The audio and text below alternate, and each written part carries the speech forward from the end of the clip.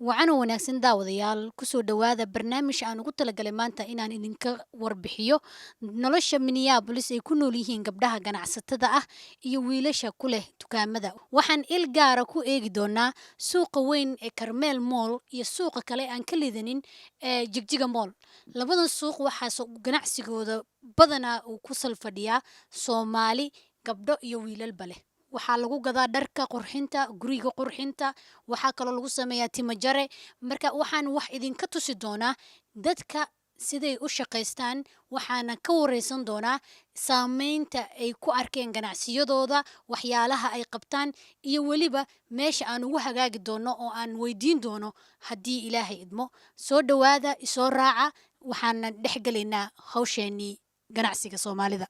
Daawadayaal ugu horeyn waxaan booqday oo hadda aan ku suganahay dukaanka gabadh yar oo la yiraahdo Naciima Janno Design ay leedahay fikirkiisa kuna gado waxyaalo badan oo cajiib ah sida designerka sawirada ay sameyso, dharkeeda oo ah dhar ayada u gooni ah, iyo waxaan ka wareysan doonaa sababaha ku kalifay inay noqoto business woman ayadoo ah gabadh aad u yar. Marka kusoo dhawow Naciimo TV-ga Nabad. Waan ku dhawahay walaal aad iyo aad baan idin salaameynaa sida sharafta laad noogu timaadeen. Daawadayaal waxaan ku suganahay gudaha dukaanka Naciimo Janno Design NJ Design. Naciimo waxaan rabaa inaan wax yar ka ogaado waxyaalaha aa gadid kuna soo dhawow TV-geena Nabad TV. Waan ku dhawahay walaalo waxaan sameeyaa cabaayadaha, waxaan sameeyaa toobabka, waxaan sameeyaa hidaha iyo dhaqanka, waxaan sameeyaa cambuurada iyo toobab hadba say dadku u kala garanayaan. Markaa dhisayna aniga aan leeyahay baan dirsadaa oo aan soo samaystaa oo aan keensadaa. Hablaha aroosadaha ah waan u sameeyaa cambuurada ay u baahan yihiin isla waqti xaadirka. Saad kor ka arki doontiin halkaa waxaa yaala dharka ay hablaha aroosaduhu xalfadaha ku dhigtaan. Halkaa kale waxaa yaala subeeciyadihii oo aan tolnayn oo aan markaas aan ka qaado dalabka aan u sameeyo u tolo. Dharka marka aa u toshid ma waxaad ka wadaa waxaad leedahay harqaan ba halkan ii dhex yaala ilaan wax harqaana ma arkay mise meel kaloo gooniyo lagugu soo tolaa jira. Waxa dharka ii sameeyo qof aan la leeyahay maaragtay baayac mushtarnimo naga dhaxayso oo aan markaas dhiil isla galnay oo aan ku dhaho dharka caynkaas ii tulaysaa qiimaha uu igu tulayna waan ogahay qiimahan qofkan u sheegayna marka waan ogahay. Waa gartay waxaad iga warantaa bandamigii iyo COVID-19 doorashadii isbedelkii wax saameyna ma ku yeeshay businesskaaga. Sidii hore iyo hadda alxamdulilah mar kastaba wixii la helo laakiin saameyn yar uu ku yeeshay laakiin sidaa nooma sii saameyn. Anaga dalabkayaga ma joogsado haddii ay tahay qaybta telefoonada waa nalaga soo koolgareeya oo waa nalagaga dalbadaa hadduu qofku caadi nooga imanayo nooga imaadaa. Markaas waa saameyn way jiraysayo statekan deganahanba wadanka aan joogno xoog bay u saameysay saameyn wayna saameysay laakiin saameyn aan ka caban karo imay saameyn. Ganacsigaaga goorma furtay Naciimo ama ulajeedadee ka dambeysay inaad ganacsi aasaastid adigoo iila muuqatid inaad tahay qof aad u yar. Horta ganacsigan weligeyba goob ganacsi baan kusoo koray oo aan intii aan caqliyeystay ilaa intii aan yaraayo dhan goob ganacsi baan joogay. Mareykanka markaan imid goob ganacsi ma lahayn familigeyga qof ka midna ma lahayn laakiin maadaama ay waxa igu dhaliyay hadba dharkan xidhaa la weydiiyaa. Markaas saas ay igu dhalisay waxaanan bilaabay sanadkii 2019 ayaan bilaabay. Markaas saas ay igu dhalatay saasaanan ku sii waday saasaana igu hirgashay inaan store furto. Insha Allah waxaan rajaynayaa halkan iyo meel ka sii weynba inaan caalamka meel kasta aan ku yeesho xarun aan leeyahay haddii Allah uu dili ka dhigo. Waxaad doonaysaa inaad weyneysid shirkad weyn aad ka dhigtid Naciimo Janno Design. Waxaan rabaa inaan shirkad weyn ka dhigo oo ay noqoto wax hirgala insha Allah haddii Allah uu dili ka dhigo. Haddii qofka ku dheeraato magaca Naciimo Janno Design hadday ku dheeraato NJ baan soo gaabsaday oo NJ Design ay tahay. Hadda qaybta daabacaada waa NJ store-kayga Naciimo Janno iyo NJ ba qofku igu yeedhi karaa. Hadday hadhow noqoto xataa company weyn hadduu noqdo magacayga NJ Design ba ayaan ku hirgelinaya insha Allah. Waanan ka damacsanahay inaan aweynaado insha Allah.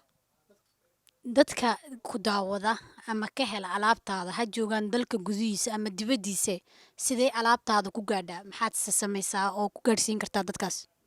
Waxaan sameeyaa social media isticmaalaa haddii ay tahay snapchat, haddii uu yahay whatsapp, hadduu yahay telefoon. markaas saddexdaas aan kuusoo sheegayba hadba kuu kasoo arko markaan ka qabto dalabka bay telefoon baan kaga qabtaa. dabeetana waxaan u dhigaa UPS amba FedEx amba halkii markaa gaarsiin kartaa. waxaanan ku koobay Maraykanka ayaan hadda gaar ahaan u diraa. hadda ka hor 2020gii waxaan u diri jiray Norway, Sweden iyo UK waan u diray, laakiin julmad ahaan baa laygaga dalbadaa, tafaariiq ma geeyo. waa gartay ma laga yaabaa inaad kusoo dirtid tafaariiqda dadka Yurub jooga ama Afrika jooga ama Aasiya jooga? hadda ayaabaan bilaabay isla wiigan. qofkii raba jumlad wuxuu ka helayaa wiiga helayaa telefoon nambarkaygu isoo kool garaynayaa. haddii aad joogtid Africa, haddii aad joogtid Yurub, haddii aad joogto Maraykan, state kaste designka aniga aan iska leeyahan soo toshay waad iga helaysaa. telefoon nambarka inaad soo garaacdo baa kaa xigtaa. waxaan rabaa inaan koobkan ku shubo biyo. markaan biyaha ku shubo koobkani sawirkii lagu sawiray ayaa kasoo baxaya. waan ku shubayaa hadda. koobka marka ugu horeysa uu madow yahay. marka aan biyaha ku shubo kulul amba shaah waxaad cabaysid ku shubtid, qoraalkii amba sawirkii lagu dhijiyay amba lagu sawiray ayaa kasoo baxaya. saad u jeedin hadda waxa weeyaan qoraalkii amba sawirkii ayaa markii hore madow u ahaa, hadda wuxuu isku bedelayaa qoraalkii amba sawirkii. marka Naciimo waan arkaa inuu koobkii isbedelay oo uu sawirkii calaamadii dukaanka ay kasoo baxayso. ma waxa ay leedahay anaga sameeyna alaabtan oo dadka u sameeyna? daabacadda NJ Design baa sameysa. waxaan sameynaa koobabkan, waxaan sameynaa kafaradan saad u jeedaan, waxaan sameynaa funaanadaha King and Queen, wiilka iyo gabadha markaas calmaday ee isguursanaya, dadka xalfadaha leh, caruurta dhalashooyinka loo dhigaayo, waxyaabo fara badan baan sameynaa oo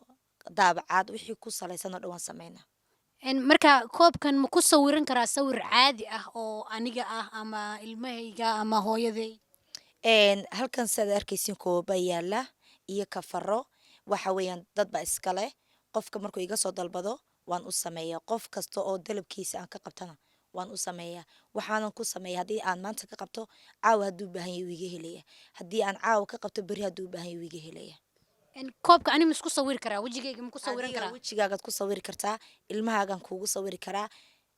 wadan aliyo cidaad jeceshaad ku sawiran kartaa. aad iyo aad ayaa u mahadsan tahay Naciima oo aan ku booqday dukaankeeda oo ku yaala Jigjiga Mall, Minneapolis, Bloomington iyo Lake Street. Sidoo kusoo dhawow TV-ga Nabad. maasha allah aad baad u mahadsantihiin TV-ga Nabad. aad iyo aadaan horta idinka mahadcelinaya sida wanaagsan oo maanta aad noo soo booqateen, businesskaad u soo booqateen, aad iyo aadaan nooga mahadnaqayaa. tan kaleetana waxaan wada salaamaya dhammaan inta Soomaali afkeeda ku hadasho meel walba dunida ka joogto, ayadna aad baan u salaamaya. tan kaleeto waxaan leeyahay businesskan oo magaalada Minnesota aan ka furnay, markan cid walba oo Soomaali cid walba waxay doontaa ahaato ayaanu furnay meesha waad arkaysaan waa meel nadiif ah, baarkimo dambay leedahay. saacadahan shaqaynana waa 11 subaxii ilaa habeenkii 10 ayaan shaqaynaa. markan 6 beri baan shaqaynaa. markan waxaan leenahay dadku wixiiba ku nool bahda Soomaaliyeed kulli dhamaan inay yimaadaan meeshan barbarkan ayaguna u furan yahay. aad iyo aad baanan asbaadna kaaga mahadnaqaynaa sida wanaagsan oo noo soo booqatay. Bootiyo waxaan rabaa marka hore intaanan wax kale u gudagalin ka waran ganacsiga saameyn intee leeg ayuu ku yeeshay COVID-19kii dilaacay ilaa doorashadii isbedelkii Trump iyo Biden, ganacsiga wax saameyn ku yeeshay isbedela? maasha allah horta waa ku dhowahay degan TV-ga waa ku dhowahay dhammaan ummadda Soomaaliyeed meel walba joogta dunida aad baan u salaamayaa. midda xigtana COVID-19 waa aad buu saameyn ugu yeeshay dunida meel walba saameyn ku yeeshay, waayo dadka sidii badnaa loo arki jiray ma jirto. inkastoo hadda wixii tin ay tahay tin ay soo baxaysa la wada imaanayo, laakiin mujtamacan oo wadankan Mareykanka ku nool baan la midnahay. waxay qabaan aan la qabnaa markan, laakiin kulay saameyn waa nagu leeyahay. ka waran dhanka doorashadii isbedelka mar hadduu Trump baxay Biden yimi, wax caqabada miyaad la kulmi jirtay markuu Trump haystay oo ahayd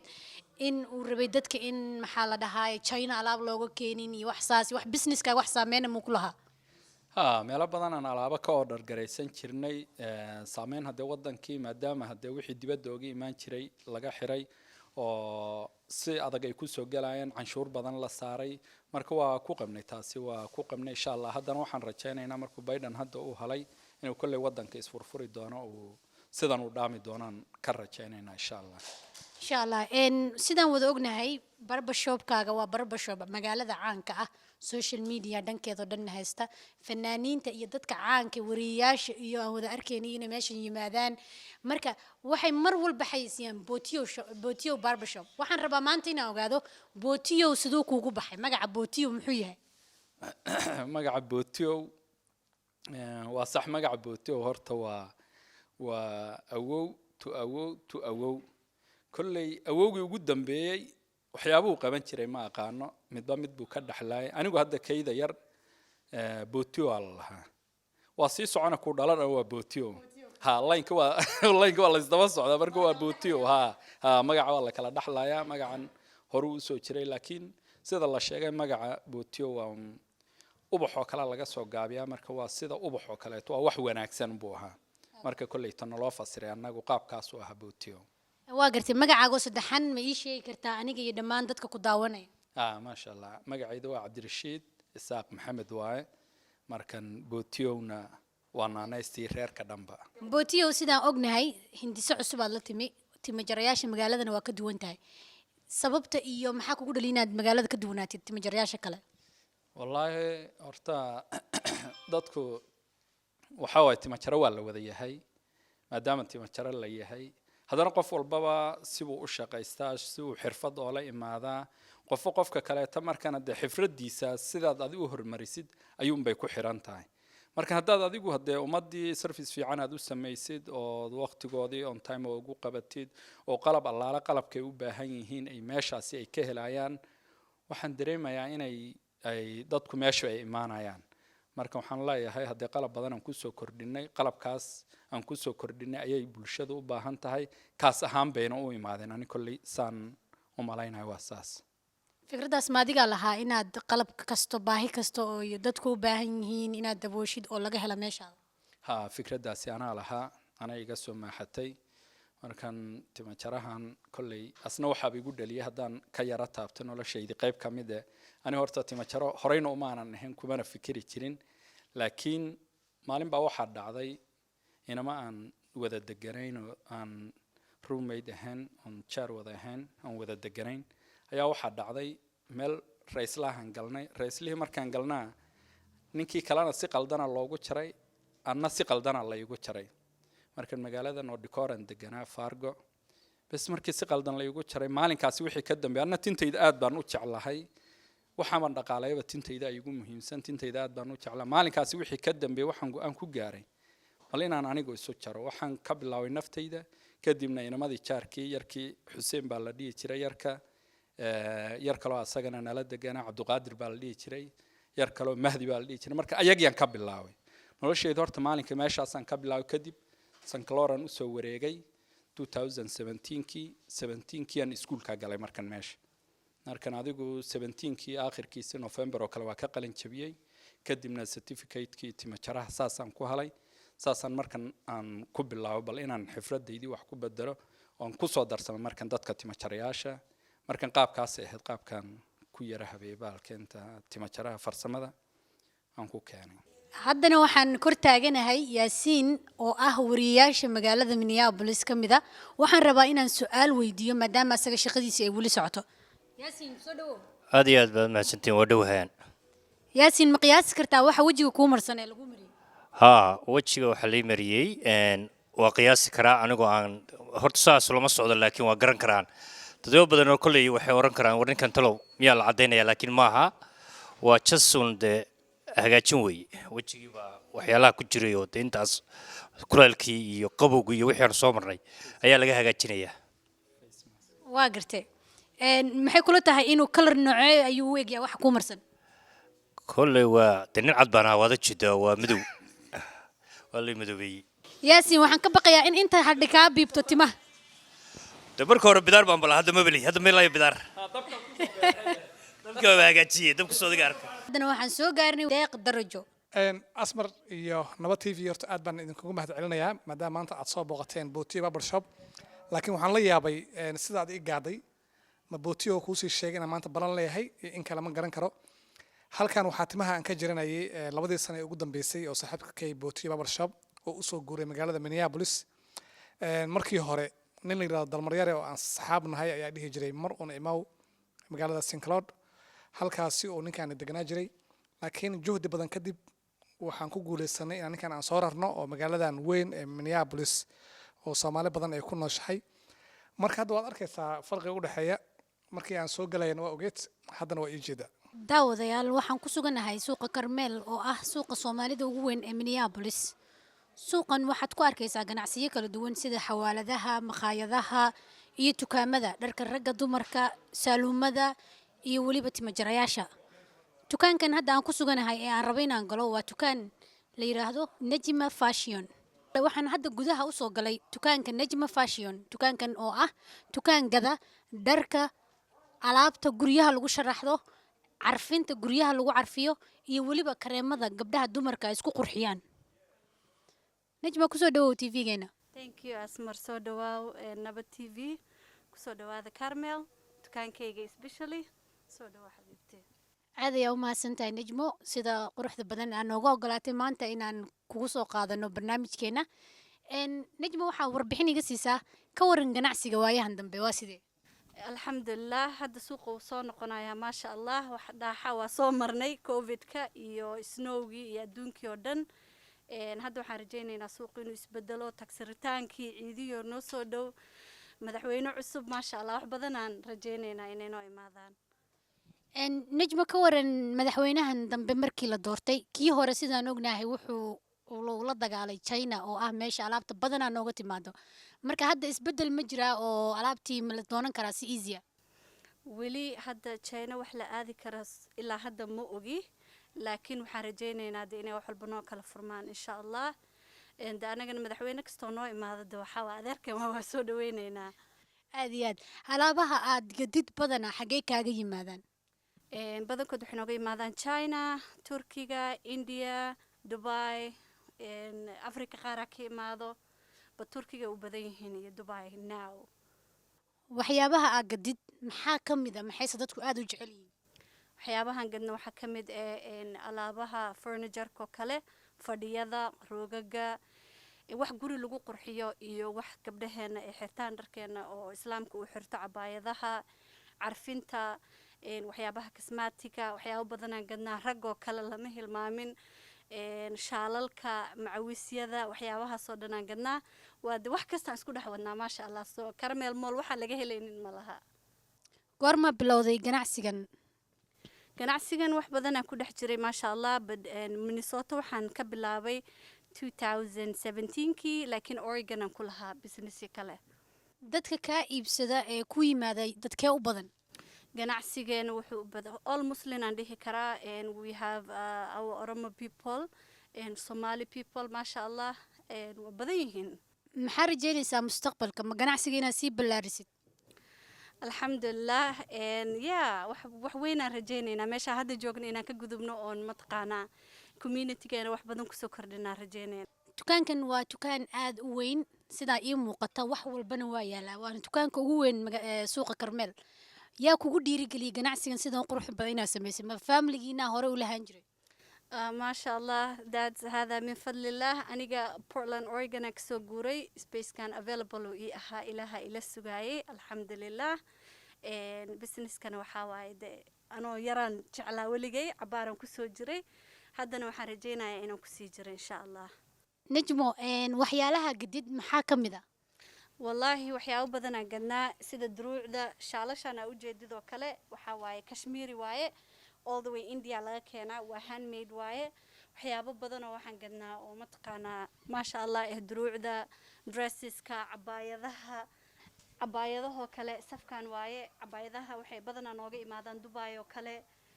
carabaha Masar qaarkood ka imaado qaarkood Turkiga ka imaadaan dhankaas oo kale waxa ka jiro go'yaasha sariiraha daahiyada sharaxaadahoo kale kaa jiro maasha allah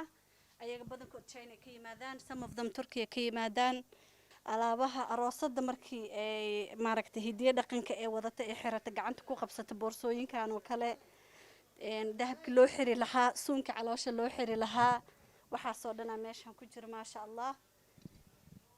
alaabahan oo kale waxaa waaye alaabta guriga la dhigo hadday noqoto weelasha cuntada lagu cuni lahaa boxyadooda ayagoo ku jiraan oo kuwaasa tarmuusyada dabqaadyada dee wax ka dhiman meeshan ya oonan cunto ahayn ani ma garanayo dhinacan oo kale waxaa yaalo qamaarada goonooyinka gabdhaha xirtaan macawisyadii raggaan idiin sheegaya iyo shaalalka ragga waa kuwaana waxaa waaye dee kaljarkeena waaye markii gabar la doonayay iyo markii mataqaanaa aabbo uu xiranayo macawisyada shaalalka waxaasoo dhanaa yaalo qamaarada gabdhaha yareerka aadka u jecel yihiin dhankaanaan u sameynay oo playnka ah safkaasoo dhan waxaan ugu talagalay qamaarada in la arko dadka aan convenient uga dhigay ay bacda markay ku jiraan waxba ma ka fahmayaan inaan u furfuro dhinacaas waxaa waaye carafti oo dhan hadduu catar yahay barfuun hadduu yahay qadarayn hadduu yahay wax laysku qurxiyo wax laysku carfiyo dhinacaas kale oo midigta ah waxaa yaalo vitaminskii haddii la dhaho kuwa timaha la mariyo kuwa wejiyada la mariyo kareemamka korka la mariyo all you name it maasha allah dhankaas waa duruucdii googoradihii garbasaaradii farzaawi ha dhihin reegal ha dhihin wax aan la gedin jarmalka digitaalka kuwa loo yaqaano maasha allah waaye najma oo leh dukaanka najma fashion oo aan kusoo booqday maanta dukaankeeda igana ogolaatay inay ii sharaxdo ganacsiga siduu u shaqeeyo iyo waxyaabaha ay ka ganacsato iyo dadka ku xidhan ba inay la wadaagtay aad ayaan uga mahad celinayaa sida quruxda badan ee najmo ii soo dhaweysay maanta najmo aad ayaa u mahadsantahay isoo dhawo xabiibti thank you awish inaan ogaan lahaa inaa mataqaanaa maanta na soo booqanaysiin casuumaad baa laydin fidin lahaa karmeel waxaa laga helaa hilib geel yaa waxaan laga helin male ii soo dhawaada aad iyo aad ayaa u mahadsantahay najmo